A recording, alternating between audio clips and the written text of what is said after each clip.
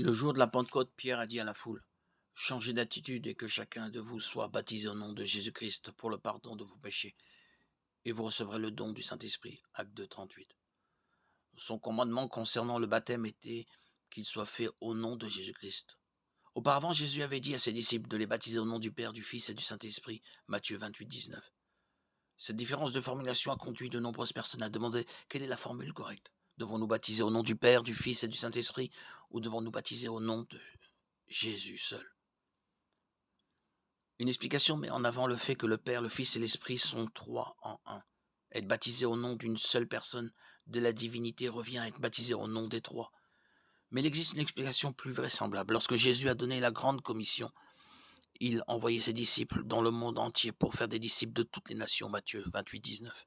Dans le monde païen, il allait rencontrer ceux qui ne connaissaient absolument pas le seul vrai Dieu, des idolâtres qui étaient sans espérance et sans Dieu dans le monde, Éphésiens 2, 12. En prêchant l'évangile à ces personnes, les apôtres devraient nécessairement inclure un enseignement sur ce qu'est Dieu, y compris sa nature trinitaire. Remarquez par quelle information de base Paul commence son discours aux Athéniens dans Acte 17. Ceux qui recevaient l'évangile et étaient baptisés se convertissaient à un système religieux entièrement différent et embrassaient une nouvelle compréhension de qui est Dieu. En revanche, le jour de la Pentecôte, Pierre s'adressait à des juifs fidèles qui avaient déjà une compréhension de Dieu le Père et l'Esprit de Dieu. La partie de l'équation qui leur manquait était Jésus, le Fils de Dieu. Et sans Jésus, ils ne pouvaient pas être sauvés. Acte 4, 12. En présentant l'évangile aux Juifs, Pierre leur ordonne de se faire baptiser au nom de Jésus, c'est-à-dire d'exercer leur foi en celui qu'ils avaient crucifié.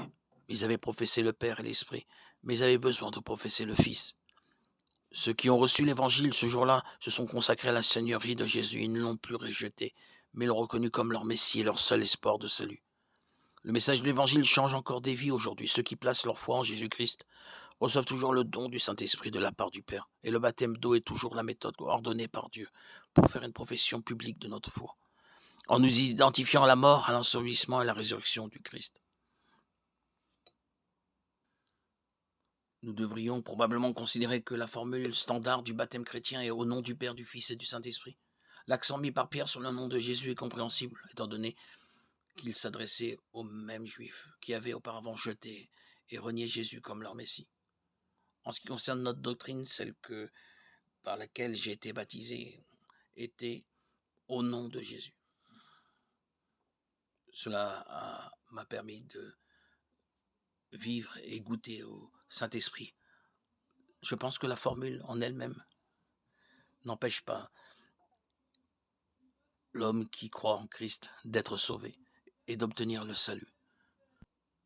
Pour ce qui me concerne, pour la révélation que j'ai eue, je considère personnellement, et selon aussi la doctrine, qu'être baptisé au nom de Jésus, acte 2, 38, m'a été entièrement, complètement réparateur du fait que ma guérison que j'ai subie pendant plus de 34 ans s'est établie quelques semaines après mon baptême. Pour ce qui concerne mon expérience personnelle, le fait d'être baptisé au nom de Jésus est pour moi, de toute évidence, la façon et la manière dont on doit baptiser. Cela n'engage bien sûr que moi. Pour ce qui concerne la sainte doctrine, on baptême aussi au nom de Jésus et non au nom du Père, du Fils et du Saint-Esprit. À ce jour, je côtoie régulièrement les disciples de Jésus-Christ dans la communauté où je me trouve. Et de nombreux baptêmes ont eu lieu. Le baptême immédiat est enseigné à tous ceux qui croient. Et j'ai vu de nombreuses personnes qui ont été baptisées au nom de Jésus et qui ont eu eux-mêmes, après avoir dialogué avec eux, la même révélation que j'ai eue. L'acceptation de Jésus est, à mon avis, le point le plus important. Comme notre Seigneur et Sauveur, cela suffit. Et le fait d'être baptisé au nom du Père, du Fils ou du Saint-Esprit ou au nom de Jésus peu importe. Jésus vient à celui qui croit en lui.